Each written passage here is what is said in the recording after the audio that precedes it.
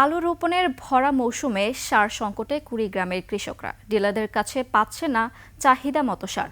বাধাগ্রস্ত হচ্ছে আলু বীজ রোপণের কাজ, ব্যাহত হচ্ছে সবজির আবাদও। কুড়িগ্রাম প্রতিনিধি আতাউর রহমান বিপ্লবের তথ্য ভিডিওতে ডেস্ক রিপোর্ট।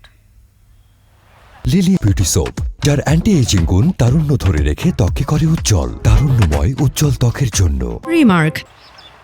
মাঠে ব্যস্ত কৃষক, পুরোদমে চলছে আলু রোপণের কাজ। লক্ষ্য গতবারের লোকসান কাটিয়ে লাভের মুখ দেখা, কিন্তু সার সংকটে বিপাকে তারা।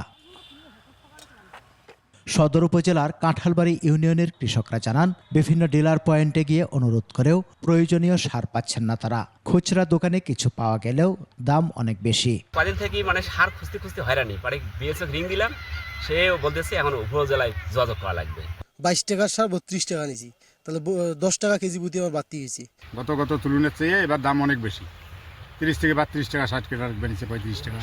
শুধু কাঁঠালবাড়ি নয়, পুরো জেলার চিত্র প্রায় অভিন্ন। কৃষকরা জানান, আলু চাষের শুরু থেকে 3 ধাপে ইউরিয়া, টিএসপি ও এমওপি মিলিয়ে একরে 6 থেকে 8 বস্তা সার প্রয়োজন। 3 বার সার প্রয়োগ করি।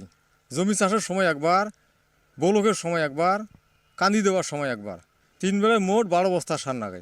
এই জমির মধ্যে টিএসপি দেওয়া হয়, পটাশ দেওয়া হয়, ডিএপি দেওয়া হয়। হ্যাঁ, এটা আছে ওটা নাই, ওটা থাকতে ওটা নাই, এইভাবে তহুড়িয়া করছে। এই জমির মধ্যে টিএসপি সার দিবের পাই নাই। সংকটের কথাও অস্বীকার করে কৃষি অফিস বলছে, মাসিক বরাদ্দ ডিলারের কাছে পৌঁছাতে কিছুটা সময় লাগায় সাময়িক সমস্যা হতে পারে। প্রতিটি ডিলারের বিপরীতেই পর্যাপ্ত পরিমাণে বরাদ্দ রয়েছে, সার সরবরাহ স্বাভাবিক রয়েছে এবং ডিলারদের সার উত্তোলনও অব্যাহত রয়েছে।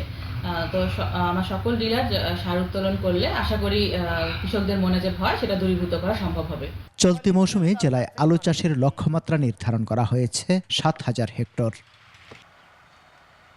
সমর ইসলাম, 21 টেলিভিশন।